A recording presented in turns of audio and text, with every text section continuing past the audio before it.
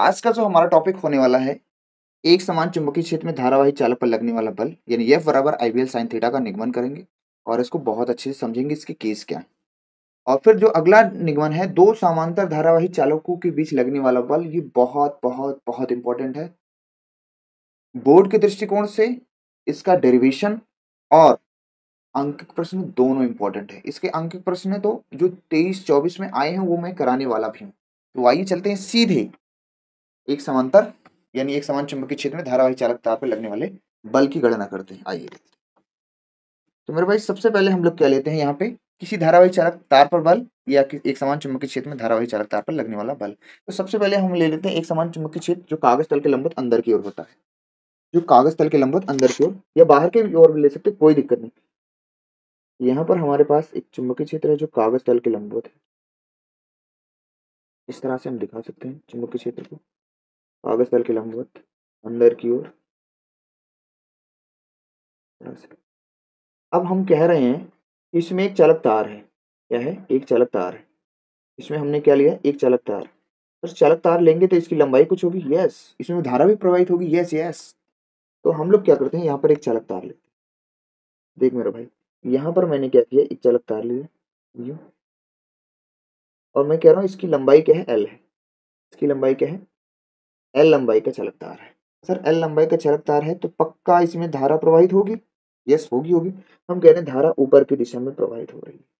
हम क्या कह रहे हैं, धारा ऊपर की दिशा में प्रवाहित हो रही है, यानी धारा ये आपकी ऊपर की दिशा में प्रवाहित हो रही है। ठीक है सर, प्रवाहित हो रही है तो कुछ चालक का कुछ क्षेत्रफल होता है, और क्षेत्रफल से, प्रत्येक क्षेत्रफल से कितने आवेश प्रवाहित होंगे, कितने समय में प्रवाहित होंगे, वही आपका धारा होता है, यस। तो हम कह सकते हैं यहाँ पे कि डेल्टा क्यू आवेश को डेल्टा टी समय में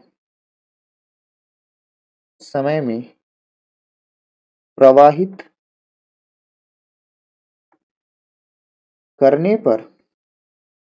करने पर धारा कितनी होगी, देख लो आप।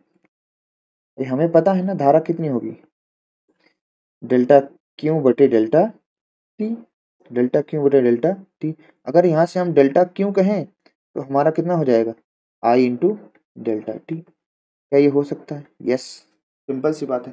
अगर सर मान लीजिए आप इसमें धारा प्रवाहित कर रहे हैं, ठीक है, धारा आपने बता दिया, आवेश कितना है ये भी बता दिया।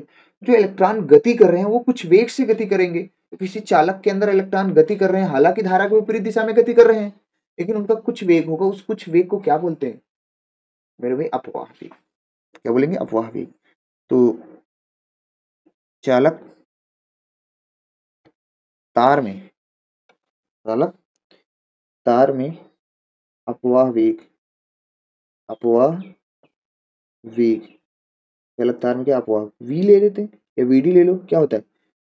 दूरी बटे समय। तो दूरी यहाँ पे हम क्या लेंगे, लंबाई है चालक तार की ये, और समय कितना है आपका, डेल्टा टी। ये हो गया चालक तार में अपवाह वेग। अब सर ये भी तो हो सकता है कि हमने पिछली क्लास में बताया था, कि आपने बताया था कि जब डेल्टा क्यू आवेश या कोई क्यू आवेश वी वेग से चुंबकीय क्षेत्र में गति करता है तो उस पे लगने वाला बल F बराबर क्यू वी साइन थीटा बताया था। हाँ हाँ हाँ। तो उससे हम आगे बढ़ते हैं कि डेल्टा क्यू आवेश को अपवाह वेग, कौन सा वेग है यहाँ पे, अपवाह वेग V से चुंबकीय क्षेत्र B में प्रवेश कराने पर बल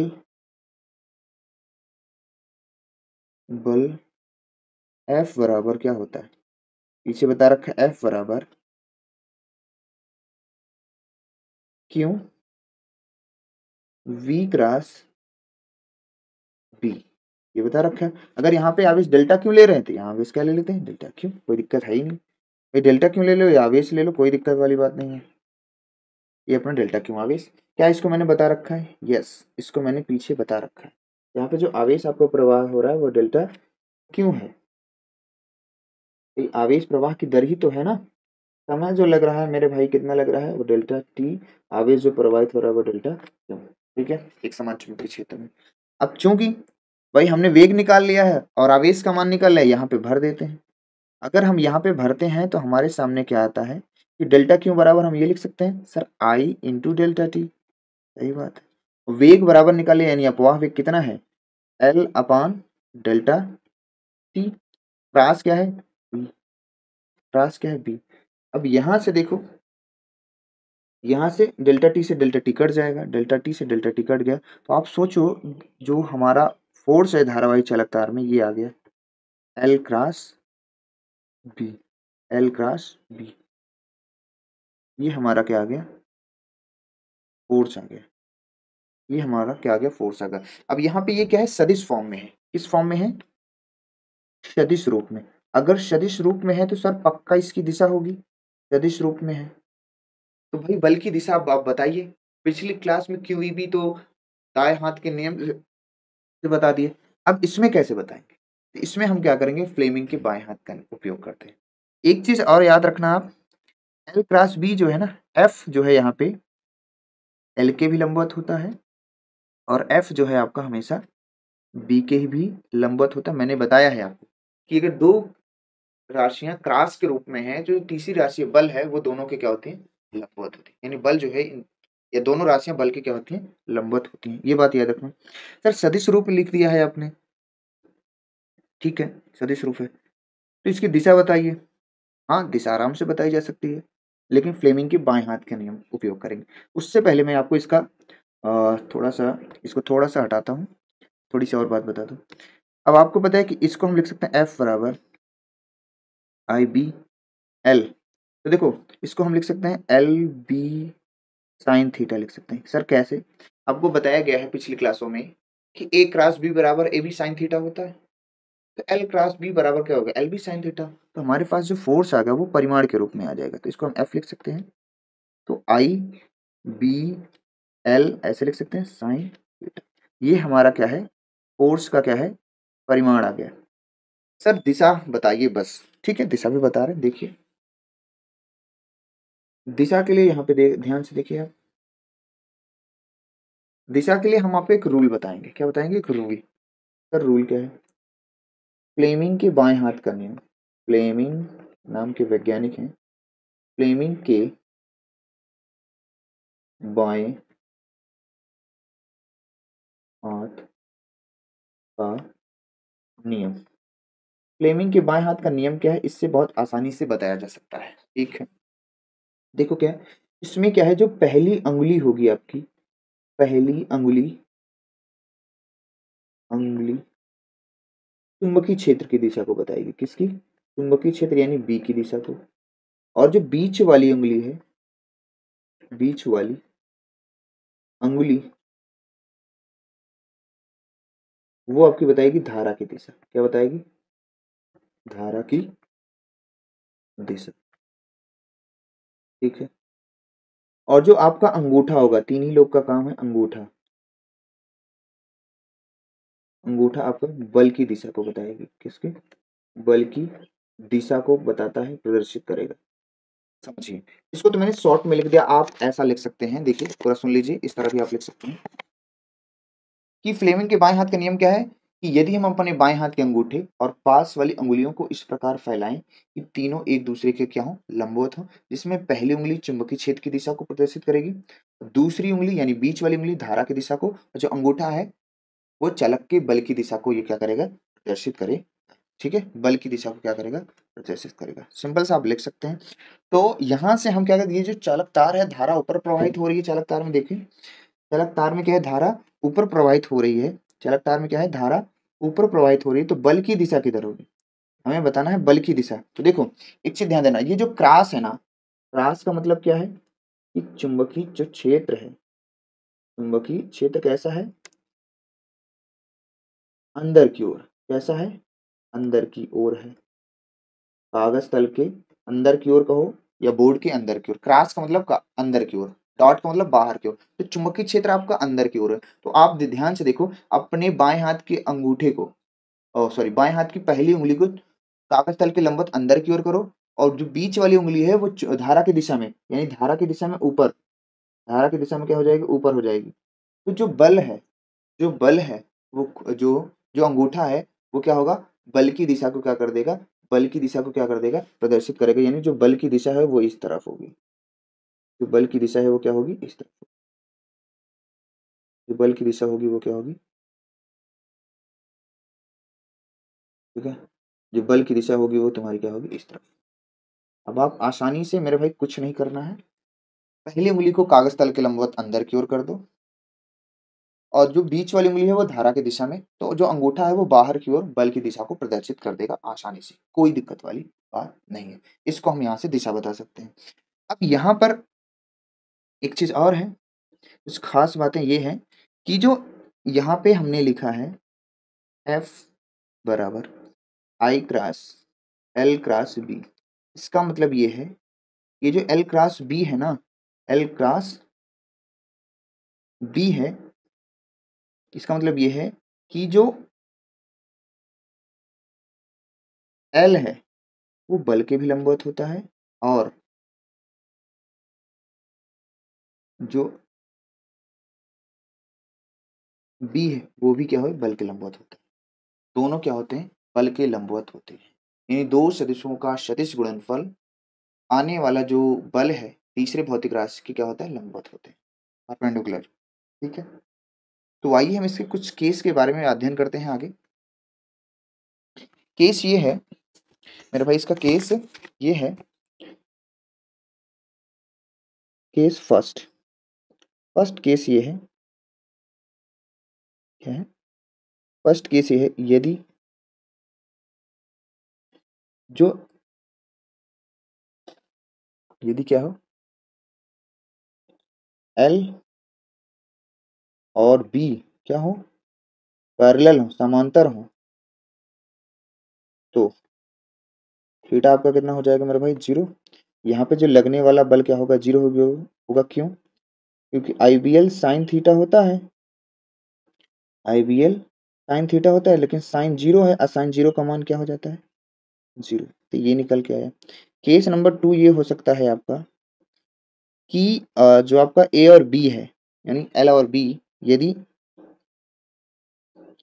L व B एक दूसरे के कैसे हो, एक दूसरे के विपरीत हो, विपरीत हो, विपरीत होने का मतलब इस तरह से है कि अगर चुंबकीय क्षेत्र आपका इस दिशा में है तो जो लंबाई है उसकी चालक की इस दिशा में है, तो इनके बीच का जो कोण होगा 180 होगा, ये आपकी लंबाई ले ले रहा है। तो यहाँ से अगेन आपका फोर्स क्या हो जाएगा, 0 हो जाएगा। क्यों, क्योंकि IBL साइन थीटा पे आप रखेंगे या साइन 90 का मान 0। ठीक है, केस नंबर 3 आपका ये हो सकता है कि यदि L परपेंडिकुलर टू B, यदि L और B क्या है, एक दूसरे के लंबवत हो, तो भाई लंबवत होने का क्या मतलब है, थीटा कितना हो जाएगा, 90 अंश। यानी ऐसा कर सकते हो, L हमारा इस दिशा में है, तो B हमारा क्या है, इस दिशा में, दोनों के बीच कितना है, 90 अंश है। तो सब 90 होगा, तो ये मैक्सिमम निकलेगा। कितना निकलेगा, मैक्सिमम। क्यों निकलेगा, क्योंकि साइन 90 का मान क्या होता है, मैक्सिमम 1 होता है। तो यहाँ फोर्स भी अपनी क्या होगी, मैक्सिमम होगी। F मैक्स बराबर हम लिख सकते हैं IBL।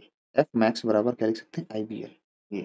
ये अपने 3 केस बहुत ही आसान तरीके से मैंने कोशिश किया आपको बताया। तो फ्लेमिंग के बाएं हाथ के नियम से आप इसका निकाल सकते हैं, बल की दिशा। ठीक है, अगर थीटा कोण पर हो, L और B थीटा कोण पर हो, तो उसके लिए फार्मूला IBL साइन थीटा होता ही है, तो इसमें कोई दिक्कत वाली बात है नहीं।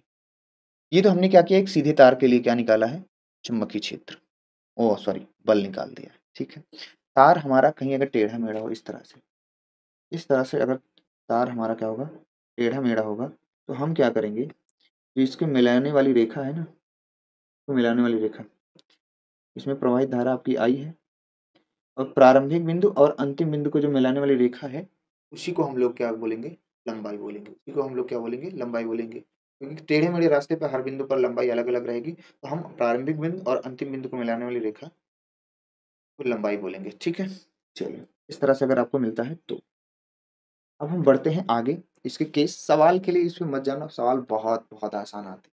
क्या ही पूछेगा सोचो, एल बी साइन थीटा में कभी परपेंडिकुलर बोलेगा, कभी पैरेलल बोलेगा, कभी अपोजिट साइड मतलब विपरीत दिशा में, समांतर, लंबवत ऐसा बोलेगा। तो बस थीटा अपना तो पता ही है क्या रखना है। एल बी आई में किसी का मान तो देगा, कोई एक पूछेगा तो आराम से अपन सवाल लगा लेंगे, सवालों के लिए कोई दिक्कत नहीं, ठीक है। हम बढ़ेंगे अपने अगले टॉपिक पे जो सबसे इंपॉर्टेंट टॉपिक है आज का। देखिए ये है वेरी इंपॉर्टेंट, मेरे भाई आपको लगाना है वेरी वेरी इंपॉर्टेंट।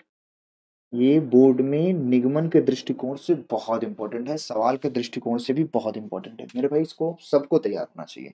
मैं इसको बहुत अच्छे से बताने वाला हूँ आपको, आप ध्यान से देखें। मेरे पास का है, देखें ये एक चालक तार है, ये, और एक चालक तार ये, ध्यान से देखिएगा, ठीक। और इसमें जो प्रवाहित धारा है वो I1 कह दे रहे हैं, और इसमें जो प्रवाहित धारा है वो I2 कह दे रहे हैं, ठीक है।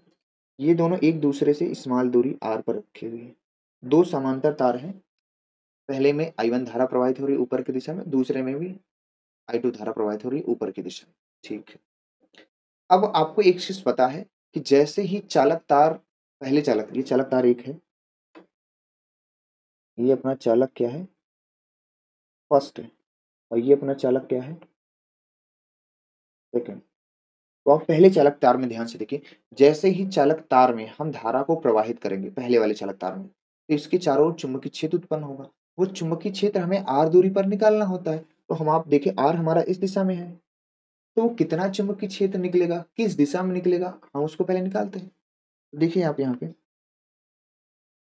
तो पहले चालक तार, जैसे ही पहले चालक तार में हम धारा को प्रवाहित करेंगे तो इसके चारों ओर चुंबकीय क्षेत्र उत्पन्न होगा। वो चुंबकीय क्षेत्र किस दिशा में उत्पन्न होगा, सबसे पहले इंपॉर्टेंट बात ये। तो देखिए हम राइट हैंड थंब रूल से, दाएं हाथ के नियम से, हम चुंबकीय क्षेत्र की दिशा को किसी चालक में आराम से बता सकते हैं।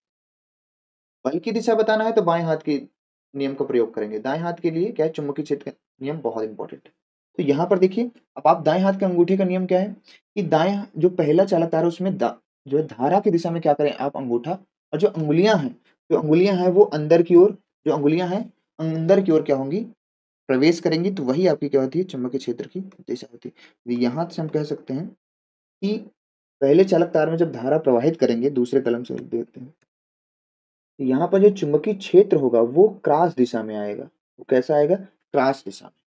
पहले चालक तार में धारा प्रवाहित करने पर दूसरे चालक तार I2 के पास जो चुंबकीय क्षेत्र वो होगा, वो कागज तल के लंबवत अंदर। वो चुंबकीय क्षेत्र होगा कितना सर, B1 बराबर म्यू नॉट। एक चीज और बता दूं आपको, ये जो तार है हमारा अनंत लंबाई का है, ये जो तार है हमारा क्या है, अनंत लंबाई का है, ठीक है। अनंत लंबाई का मैंने चालक तार ले लिया है, ठीक है, कोई दिक्कत नहीं। तो अनंत लंबाई के चालक तार का चुंबकीय क्षेत्र क्या होता है, B1 म्यू नॉट अपान क्या होगा, I1 बाई आर होगा। क्यों ये लिखा, क्योंकि पहले चालक तार में धारा प्रवाहित करने पर दूसरे के आसपास जो चुंबकीय क्षेत्र उत्पन्न हो रहा है वो B1 होगा, क्योंकि पहले के कारण उत्पन्न हो रहा है किसके पास, दूसरे के पास। तो I1 और B1 होगा, ठीक है। सेम इसी प्रकार से अगर दूसरे चालक तार में अगर आप धारा प्रवाहित करते हैं तो इसके चारों ओर चुंबकीय क्षेत्र जो उत्पन्न होगा इस चालक तार के पास यहाँ पे क्रॉस दिशा में।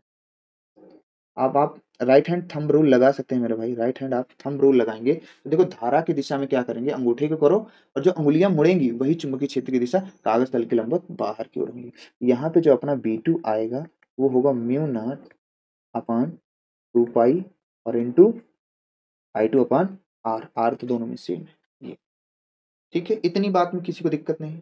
अब इतनी बात को हम लिख देते हैं, फिर हम चालक तार में बल की दिशा को बदलते हैं। पहली चीज हम यहाँ लिख सकते हैं, माना दो समांतर तार,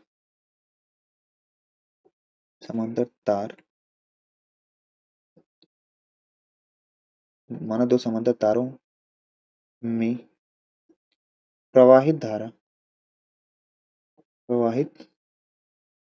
धारा I1 व I2 है, जिनके बीच की दूरी क्या मैंने लिया है, आर है। बस इतना आप चित्र के बारे में थोड़ा सा लिखते हैं। ठीक है, अब देखो पॉइंट वाइज समझना बहुत ध्यान से। मैंने क्या किया, पहले चालक तार में धारा प्रवाहित किया, तो पहले चालक तार में जैसे ही धारा प्रवाहित कर रहा हूं तो दूसरे चालक तार के पास चुंबकीय क्षेत्र उत्पन्न हो रहा है, वो B1 है। ठीक है, और क्रॉस दिशा में यानी अंदर की ओर हम लिख सकते हैं धारा I1 की वजह से वजह से I2 के आसपास पास चुंबकीय क्षेत्र। भाई ये तो हम कह रहे हैं ना, I1 में धारा प्रवाहित की, I2 के पास कितना चुंबकीय क्षेत्र उत्पन्न हुआ, हमने वहां लिखा है। देखो ये B1 बराबर क्या लिखा है, mu not upon 2 pi into I1 upon R. अगर आप दिशा बताएं तो इसकी दिशा किधर है, क्रॉस की। ठीक इसी प्रकार I2 की वजह से की वजह से I1 के आसपास आसपास चुंबकीय क्षेत्र कितना उत्पन्न हो रहा है, आपको दिख रहा होगा चित्र में। तो ये हो जाएगा अपना B2 बराबर क्या है, mu not upon 2 pi into I1 by R. इसकी दिशा क्या है, डॉट। ये दोनों चालक तारों पर हमें क्या पता चल गया, चुंबकीय क्षेत्र, और किस में तार पर किस दिशा में चुंबकीय क्षेत्र होगा वो हम राइट हैंड थंब रूल से आपको बता दिए। ठीक है, आसान।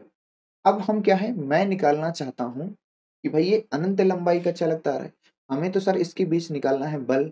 बल निकालने के लिए हम क्या करेंगे, भाई अनंत लंबाई का चालक तार है तो पहले छोटी सी लंबाई ले लेते हैं। छोटी सी लंबाई चाहे इसमें ले लो चाहे इसमें, तो छोटी सी लंबाई हम इसमें ले लेते हैं। ये मैंने छोटी सी एक लंबाई ले ली, यल लंबाई का चालक तार है, मैंने छोटी सी लंबाई ले ली, इसकी लंबाई मैंने कहा कितना है, DL है। अब आप बल की दिशा बताना चाहते हैं, तो बल किधर लगेगा, धारा प्रवाहित हो रही है ऊपर की दिशा में, तो बल किस दिशा में लगेगा, तो इसके लिए हमें क्या लगाना है, फ्लेमिंग के बाएं हाथ का नियम। क्या लगाना है, फ्लेमिंग के बाएं हाथ का नियम। तो फ्लेमिंग के बाएं हाथ का नियम अभी अभी मैंने बताया पिछली क्लास में, पीछे अभी, कि जो पहली उंगली है वो चुंबकीय क्षेत्र की दिशा में रखो, तो चुंबकीय क्षेत्र की दिशा में रखो, और दूसरी उंगली यानी बीच वाली उंगली धारा की दिशा में रखो। ठीक है, तो धारा की दिशा में रखेंगे, और जो अंगूठा है वही आपका बल की दिशा को बताएगा। तो यहाँ पर पहले चालक तार में जो चुंबकीय क्षेत्र है वो कागज तल के लंबवत बाहर है, तो पहली उंगली को कागज तल के लंबवत बाहर की ओर करो, और धारा की दिशा में बीच वाली उंगली को करोगे, तो ये जो अंगूठा है ना खुद बता देगा कि मेरे भाई जो मेरी बल की जो दिशा है वो इस दिशा में, बल की जो दिशा है वो इस दिशा में होगी। बल भी हमारा छोटा सा लगेगा, बल भी हमारा छोटा सा लगेगा F। ठीक है, सेम इसी प्रकार से अगर इसमें लेते हो अल्पांश लंबाई, दोनों में से किसी एक तार में निकालो, दोनों में सेम आएगा। अगर मैं इसमें लूं अल्पांश लंबाई, तो आप किसी दोनों के कारण भी निकाल सकते हो, एक के दोनों के कारण सेम निकलेगा, ये अल्पांश लंबाई है। तो इस पर देखो धारा की दिशा में अंगूठा करोगे, जो उंगली है कागज तल के अंदर लंबवत करेंगे, तो जो बल की दिशा होगी वो इस दिशा में, जो बल की दिशा होगी वो क्या होगी, DF आपका इस दिशा में होगा। अब यहाँ पे एक चीज हमें ये मिला कि मेरे भाई कि दोनों चालक तार में अगर धारा एक ही दिशा में प्रवाहित हो रही है, ऊपर की दिशा में प्रवाहित हो रही हो या नीचे की दिशा में प्रवाहित हो रही है, तो दोनों के बीच जो लगने वाला बल होगा वो आकर्षण बल होगा। अगर धारा चालक तार में विपरीत दिशा में बह रही है तो वो जो लगने वाला बल होगा क्या होगा, प्रतिकर्षण होगा। ठीक है, ध्यान देना इस चीज को, देखो दोनों में आकर्षण हो रहा है, समान दिशा में धारा प्रवाहित हो रही है, तो किसी एक चालक तार के कारण हम निकाल सकते हैं। तो हम कह सकते हैं यहाँ पर चालक चालक एक पर यानी फर्स्ट पर अल्पांश लंबाई अल्पांश लंबाई अल्पांश लंबाई हमारी क्या है, DL है। डीएल के कारण बल, बल भी हमारा क्या निकलेगा, छोटा से, यहाँ डीएफ लिख सकते हैं। डीएफ बराबर क्या होता है, आईबीएल साइन थीटा होता है, लेकिन चलक एक पर जो आई होगा वो आई1 होगी। एल तो आपका डीएल है, तो चलक एक पर जो उत्पन्न चुंबकीय क्षेत्र कितना है मेरे भाई, देखो आप, चलक एक पर चुंबकीय क्षेत्र कितना है, B2 है, और साइन कितना हो जाएगा अपना, 90 अंश हो जाएगा, क्योंकि सभी यहाँ बल भी, धारा भी, और चुंबकीय क्षेत्र और लंबाई भी सब क्या है, एक दूसरे के क्या है, लंबवत है। बल आपका क्या हो जाएगा, लंबवत, यानी एल और बी एक दूसरे के लंबवत है, थीटा 90 हो गया, ठीक। यहाँ से हम एल को नीचे लाएंगे, ये डीएल हो जाएगा, और यहाँ से I1, चुंबकीय क्षेत्र B2 का मान देखो यहाँ निकाला है, रख दो, mu not upon 2 pi into I1 I2 upon, इस मान को हम रख सकते हैं, तो यहाँ से डी एफ अपान क्या हो जाएगा, डीएल, तो ये म्यू नॉट अपान 2 पाई आया है जो, इसको हम I1 I2 बटे R लिख सकते हैं, बटे क्या लिख सकते हैं, यही हमारा क्या है, यही हमारा क्या है, फार्मूला है, यही हमारा क्या है, फार्मूला, यही हमारा क्या है, फार्मूला, आज का ये हमारा क्या है, फार्मूला है मेरे भाई। जैसे मैंने निकाला है चालक एक पर अल्पांश लंबाई डीएल के कारण बल, वैसे आप सेम टू सेम निकाल सकते हैं चालक 2 पर अल्पांश लंबाई डीएल के कारण बल, सेम टू सेम मेरे भाई यही आएगा। तो निगमन में किसी एक के बारे में बता के आगे बढ़ जाना, दोनों को नहीं दिखाना, ठीक है। अब दूसरे का भी दिखाओगे तो सोच के देखो, जब दूसरे चालक पर अल्पांश लंबाई के कारण बल लगेगा, यहाँ पर क्या हो जाएगा, I1 के स्थान पे I2 हो जाएगा, और B1 के स्थान B2 के स्थान पे B1 हो जाएगा, फिर से चुंबकीय क्षेत्र रखोगे यही आएगा, आराम से आप कर सकते हैं। जब भी निगमन आए आपको सफिशियंट इतना ही करना है, इसके बारे में हम और खास बातें करते हैं। देखो यहाँ पे जो DF अपान DL है, इसको हम लोग ऐसे भी लिख सकते हैं, कोई दिक्कत नहीं है, छोटी सी लंबाई के लिए, पूरी लंबाई के लिए अगर बात किया जाए तो इसको ऐसे भी लिखा जा सकता है, F upon L mu not upon 2 pi into I one into I2 by R, ये अपना हो गया, ठीक है, ये ये इस तरह भी लिख सकते हैं। लेकिन यहाँ पर एक चीज ध्यान देना, ये जो लगने वाला बल है ना, प्रति एकांक लंबाई में, प्रति एकांक लंबाई को क्या कर दिया जाए, 1 मीटर ले लीजिए, प्रति एकांक लंबाई पर लगने वाला वाला ये बल है, प्रति एकांक लंबाई पर लगने वाला क्या है, अपना ये बल है। तो निगमन के लिए मेरे भाई इतना ही लिखना है, यहाँ पर इसका मात्रक न्यूटन होता है, सबको पता है। निगमन के लिए आप सफिशियंट इतना ही करेंगे। अब इसमें मेन बात ये आती है कि दो चालक तार समान दिशा में या विपरीत दिशा में धारा उसमें प्रवाहित हो रही है, दोनों एक दूसरे से आर दूरी पर रखे हैं, तो इसकी हेल्प से 1 एम्पियर की डेफिनेशन बताई जाती है, 1 एम्पियर की डेफिनेशन बताई जाती है। तो आइए हम अगले पेज पर 1 एम्पियर की डेफिनेशन समझते हैं, क्योंकि जब ये बोर्ड एग्जाम में आएगा तो उसमें सबसे पहले कहेगा 1 एम्पियर को परिभाषित करते हुए दो समांतर धारावाही चालक तारों के बीच लगने वाले बल की गणना कीजिए, या व्यंजक प्राप्त कीजिए, या स्थापित कीजिए, यही क्वेश्चन आएगा, ठीक है। तो आइए हम बढ़ते हैं, आपको 1 एम्पियर की डेफिनेशन पहले बताते हैं। सबसे पहले हमारे पास है 1 एम्पियर। 1 एम्पियर की डेफिनेशन कैसे बनेगी वो हम दिखाएंगे। कक्षा 11 में जब आपने मूल राशियां पढ़ा है, मूल राशि में 7 मूल राशियां होती हैं, उसमें विद्युत धारा भी होती है, तो विद्युत धारा की वहां पे जो डेफिनेशन होती है वही डेफिनेशन यहाँ से बनाई गई, ठीक है। तो आइए देखते हैं, यदि हम मान लेते हैं, यदि हमारे पास क्या है, यदि प्रवाहित धारा, चालक तार में प्रवाहित जो धारा, यदि प्रवाहित धारा हमारी क्या है, I1 बराबर I2 बराबर क्या हो, 1 एम्पियर, कितनी हो, 1 एम्पियर, तथा दोनों तारों के बीच की जो दूरी है वो क्या हो, 1 मीटर, 1 मीटर,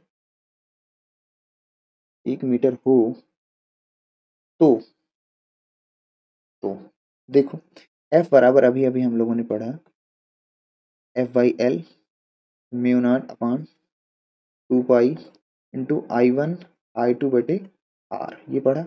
यहाँ से अगर सारा डाटा हम लिखते हैं, म्यू नॉट अपॉन 2 पाई, ओ रख दो, मान रखते चलो, ठीक है। तो म्यू नॉट अपॉन 2 पाई का मान होता है 2 × 10⁻⁷, कैसे? म्यू नॉट का मान 4 पाई गुणे 10⁻7 रखोगे, फिर यहाँ से कट जाएगा। I1 का मान 1, I2 का भी मान 1 और R का भी मान 1। और ये जो F/L आ रहा है ना, वो प्रति एकांक लंबाई है।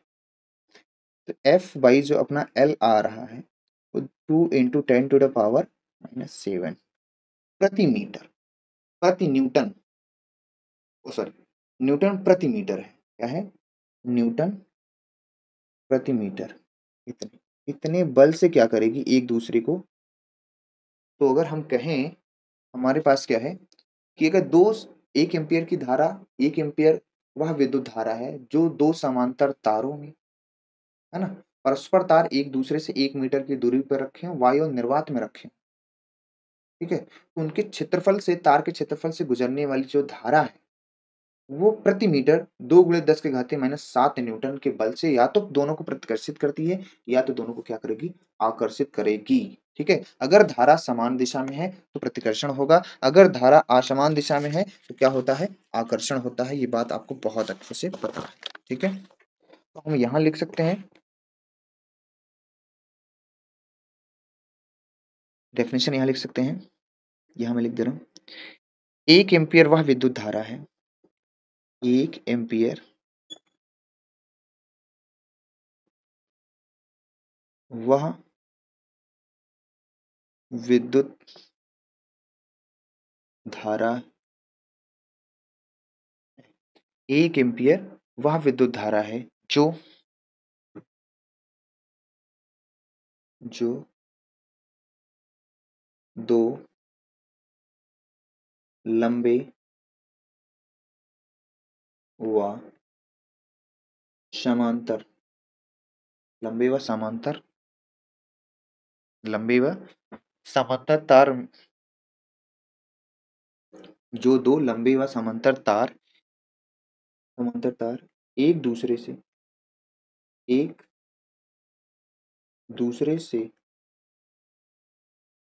1 मीटर की की 1 मीटर की दूरी पर स्थित हो, स्थित हो तो स्थित हो तो चालक में बहने वाली धारा, चालक में बहने वाली धारा वाली धारा, चालक में बहने वाली धारा प्रति मीटर, प्रति मीटर प्रति मीटर 2 × 10⁻⁻7 न्यूटन के, 2 × 10⁻⁷ न्यूटन के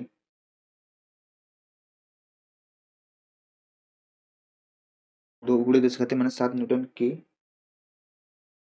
आकर्षण बल, आकर्षण या प्रतिकर्षण,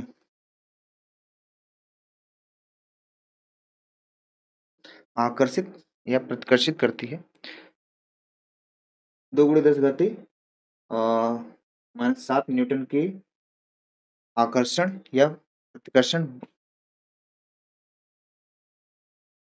आकर्षित या प्रतिकर्षित करती है, ऐसे लिखो ज्यादा सही है। ठीक है, तो 2 × 10⁻⁷ न्यूटन के बल से आकर्षित या प्रतिकर्षित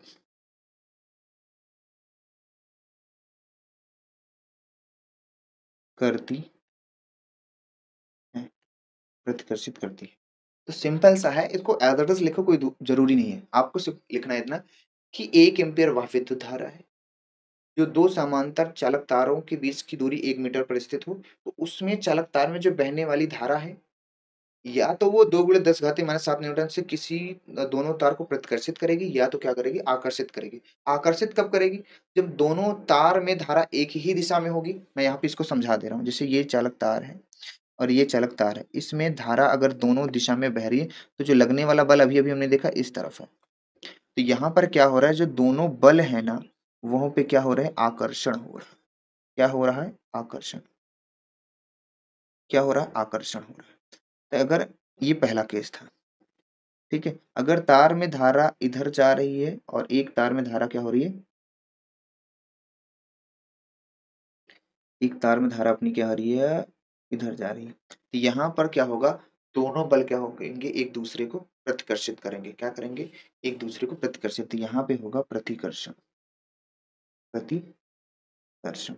बस आपको इतनी सी बात याद रखना है, इतनी सी बात आपको याद रखना है, छोटी सी, कि अगर चालक तार में धारा का जो प्रवाह है, धारा का प्रवाह सेम दिशा में है, धारा का प्रवाह क्या है, अगर सेम दिशा में है, धारा का प्रवाह क्या है, सेम दिशा में है, तो आकर्षण होगा। विपरीत दिशा में है तो प्रतिकर्षण। तो इसके कारण यहाँ हो जाएगा और इसके कारण चुंबकीय क्षेत्र यहाँ, बल इधर हो जाएगा। हमें बल बताना है, चुंबकीय क्षेत्र आपका प्रवाहित किस दिशा में कर रहे हो उसके अकॉर्डिंग आपका पता चल जाएगा। ठीक है, अगर आपको पता है एक चीज, कि अगर चुंबकीय क्षेत्र क्या क्रॉस दिशा में होगा, वो धारा के ऊपर डिपेंड करता है कि नहीं। ठीक है, तो आई होप यू क्लियर। अगर यहाँ पे चुंबकीय क्षेत्र आपका क्रॉस है, क्या है, ठीक, चुंबकीय क्षेत्र यहाँ पे क्रॉस है, यहाँ पे आपका क्या होगा, डॉट होगा, तब ऐसा होगा। और यहाँ पे अभी अभी इसको तो मैंने अभी बताया कि भैया यहाँ पे जो है कितना था, डॉट था, यहाँ पे क्या है, क्रॉस। तब ये स्थिति में ऐसा होगा कि चुंबकीय क्षेत्र पहले चालक तार में कैसा है, डॉट है, दूसरे में क्रॉस है, तो आकर्षण होगा, दोनों बल एक दूसरे को आकर्षित कर रहे हैं। फिर पहले में क्रॉस है, दूसरे में डॉट है, दूसरी दिशा में जा रहा है, तो प्रतिकर्षण होगा। I hope you clear. तो आपको बस इतनी सी छोटी सी बात याद रखना है, समान दिशा में धारा है तो आकर्षण होगा, चाहे वो ऊपर जा रही हो चाहे नीचे। असमान दिशा में है तो क्या होगा, दोनों के बीच, बलों के बीच क्या होगा, प्रतिकर्षण होगा। वही कह रहा है कि इतने बल से आकर्षित करेगी या तो प्रतिकर्षित करेगी, वो आपकी क्या कहलाएगी, 1 एम्पीयर की धारा। अब हम इसके आगे 2 सवाल लेते हैं, बहुत अच्छे से समझते हैं, इंपॉर्टेंट सवाल भी है। तो आइए देखते हैं, सवाल है हमारे पास। देखिए, दो सीधे लंबे तार 5 एम्पीयर की धारा प्रवाहित कर रही है, एक दूसरे के से 2.5 सेंटीमीटर की दूरी पर स्थित है। तारों के बीच की दूरी 10 सेंटीमीटर है। लंबाई पर लगने वाला बल, 10 सेंटीमीटर लंबाई पर लगने वाला बल। तो भाई मेरे भाई देखो, मैं अगर इसको आपको बढ़िया से समझाऊं, मेरे पास क्या एक चालक तार है, आप ध्यान से देखो, ये एक चालक तार है और एक चालक तार ये है, ठीक है। सोल्यूशन इसका मैं अलग से करता हूँ। देखिए, तो इसमें कह रहा है कि प्रत्येक तार में, यहाँ क्या है ना, प्रत्येक तार में इसमें 5 एम्पीयर की धारा प्रवाहित हो रही है और इसमें भी क्या है, 5 एम्पीयर की धारा प्रवाहित हमने मान लिया। अभी अभी बताया कि इनके बीच लगने वाले बल, इनके एक दूसरे के समांतर दूरी पर, ये दोनों तार कितनी दूरी पर हैं, 2.5 सेंटीमीटर है, मीटर में बदल लेंगे, इतनी दूरी पर स्थित है। तो बल तो अभी अभी बताया मैंने ना, इस तरफ एक बल लगेगा, दोनों एक ही दिशा में, और ये बल आपका इस तरफ लगेगा। यहाँ पे क्रॉस होगा तो यहाँ पे क्या होगा, डॉट होगा। चुंबकीय क्षेत्र अभी अभी बताया, सिखाया। हमें तो बल निकालना है, और जो लंबाई है चालक तार की वो एल, इन चालक तार की लंबाई पूरे की कितनी है, एल। तो एल जो है हमारी 10 सेंटीमीटर है, मीटर में बदलेंगे 10⁻²। आर जो है हमारा वो 2.5 सेंटीमीटर, मीटर में बदलेंगे 10⁻², मीटर कर देंगे। धारा हमारी दोनों में I1 बराबर I2 जो है वो हमारी क्या है, सेम है, 5 एम्पियर। ठीक है, हमें इनके बीच से एफ निकालना है, तो बहुत आसान है भाई, क्या है, बहुत आसान है। एफ बराबर हम लगा सकते हैं μ0/2 पाई I1 I2 बटे आर, इंटू क्या लिख देंगे, एल को यहाँ लिख दिए, कोई दिक्कत नहीं है, सारा मान रख दो भाई। इसका जो मान है भाई भाई 2 × 10⁻⁷ कितने हैं, I1 का मान 5 × 5 हो जाएगा, एल का मान कितना है 2.5 × 10⁻² बटे आर का मान कितना है 10 × 10⁻²। ये से ये कट जाएगा, ठीक है, ठीक है, ठीक है, ठीक है। यहाँ 5 दूना 10 होगा, अब 5 से 5 कट जाएगा, कैसे भी काटो, 5 दूना तो दूर से दूर कट जाएगा। ठीक है, कोई दिक्कत, कोई दिक्कत नहीं। तो यहाँ एफ आ गया, कितना बचा है वो लिख देते हैं एक बार, 5 × 2.5 गुणे 10 के घाते कितना बचा है, गुणे 10 के घाते कितना बचा है भाई, 7, गुणे 10 के घाते क्या बचा है, 7 बचा है, गुणे 10 के घाते क्या बचा है, 7। यहाँ लिख देते हैं, कोई दिक्कत ही नहीं है, 10 घाते। ये हो गया, ठीक है। ये हो गया कि नहीं हुआ? बोलो, बोलो, बोलो, बोलो, बोलो। हो गया रे बाबा, हो गया रे, हो गया, हो गया रे, हो गया। ठीक है, चलिए। एक चीज मैंने गलत रख दी मेरे भाई, कैलकुलेशन में एक चीज गलत लिख दी मैंने, एल का मान ऊपर नीचे कर दिया। ध्यान से देखो, थोड़ा सा आप देख लो मेरे भाई, थोड़ा सा कैलकुलेशन फिर से देख लो। यहाँ पे मैंने मैंने डाटा गलत रख दिया। तो म्यू नॉट अपॉन 2 पाई का मान 2 गुणे 10 घाते -7। I1 का मान 5 गुणे 5 है।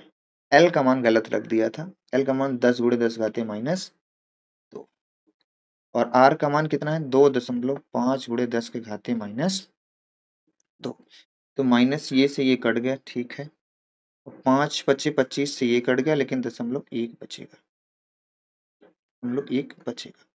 यहाँ पर एफ बराबर हम लिख सकते हैं 2 × 10 के घाते -7 है, और एक 10 बचा है, और ये पॉइंट 10 ऊपर जाएगा तो 100 हो जाएगा। तो यहाँ पे एफ बराबर हम लिख सकते हैं 2 × 10 के घाते -5 न्यूटन। -5 क्या हो जाएगा, न्यूटन हो जाएगा। ठीक है, ये तुम्हारा आंसर हो गया, ये तुम्हारा आंसर। वहाँ पे मैंने मान थोड़ा सा अलग रख दिया था, ठीक है, आप चेक कर सकते हो। ये सवाल सिंपल थे। अब एक सवाल जो ले रहे हैं बहुत इंपॉर्टेंट है, यूपी बोर्ड में सवाल आई हुई है। देखिए अगली सवाल, ये बहुत इंपॉर्टेंट सवाल है भाई, यूपी बोर्ड 2024 की सवाल है ये, यूपी बोर्ड 2024 की। पढ़िए ध्यान से। क्या चित्रानुसार दो लंबे समांतर तार ए व बी क्रमशः 10 एम्पीयर और 20 एम्पीयर की धारा प्रवाहित हो रही है। ए और बी में 10 एम्पीयर और 20 एम्पीयर की धारा प्रवाहित हो रही है, प्रवाहित की जाती है। इन तारों के बीच की दूरी, इन तारों की लंबाई 150 है, आई थिंक 150 है।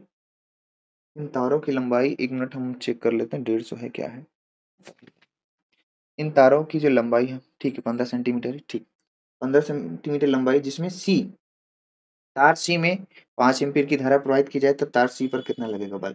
देखो भाई, पहले चालक तार में 10 एम्पीयर की धारा, दूसरे वाले में 20 एम्पीयर की, इसके ठीक बीचों बीच क्या है, 20 सेंटीमीटर दूरी पे ए और बी के बीच की दूरी कितनी है, 20 सेंटीमीटर है। और जो चालक तार सी रखा गया है उसमें 5 एम्पीयर की धारा प्रवाहित की जा रही है, और इसकी लंबाई कितनी है, 15 सेंटीमीटर।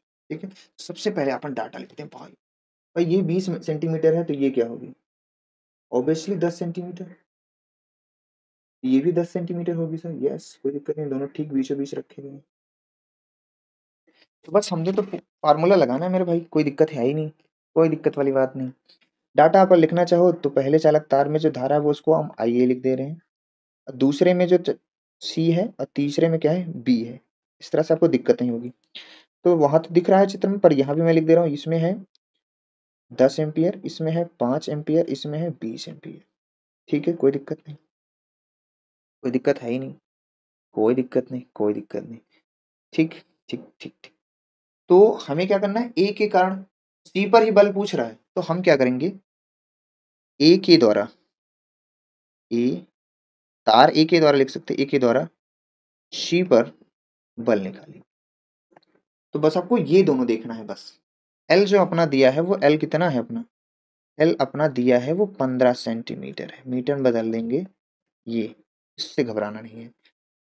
तो तार ए के द्वारा सी पर बल, तो सी पर जो बल लगेगा वो इस दिशा में लगेगा, सी पे जो बल लगेगा वो इस दिशा में लगेगा। ठीक है, तो जो बल होगा वो एफ बराबर हो जाएगा, एफ बराबर एफ ए लिख सकते हो। एफ जो पहला बल है, पहला तार है, वो सी पर कितना लगा रहा है बल, और जो बी है वो कितना बल लगा रहा है, दोनों बल निकाल के हमें घटा देना है। तो देखो यहाँ से μ0/2 पाई, ये होता ही है।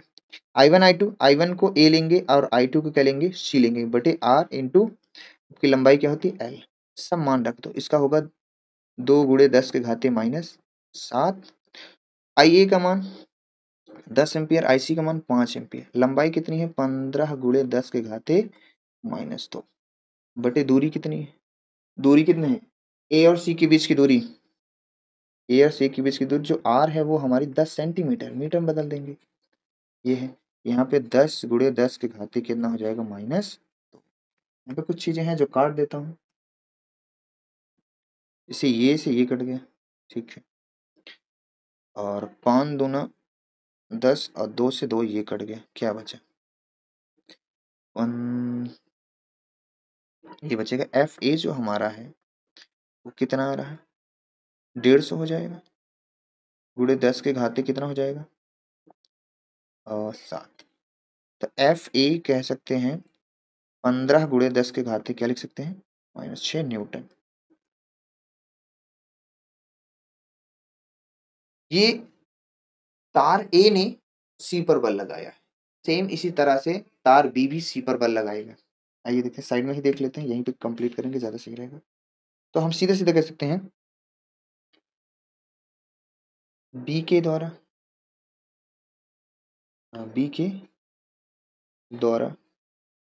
सी पर बल निकाल लेते हैं, सेम वही चीज है, कोई दिक्कत नहीं है। सी पर बल एफ बराबर फार्मूला एफ वी हो जाएगा, एफ वी कितना सी पे लगा रहा है, mu not upon 2 pi into I B I C हो जाएगा, क्योंकि इस बार आई बी लगा रहा है, मतलब दूसरा चालक तार मतलब बी वाला, आर इंटू अपना एल वही रहे, एल और जो है आर चेंज ही नहीं हो रहा है।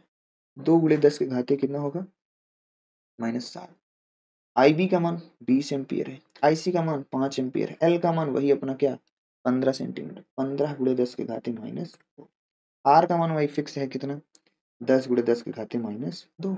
ठीक है, कोई दिक्कत नहीं, बहुत आसान सवाल है मेरे भाई। कुछ काटने पीटने वाले हैं, काट देते हैं कलर चेंज करके अपन, ये से ये कट गया, ठीक है।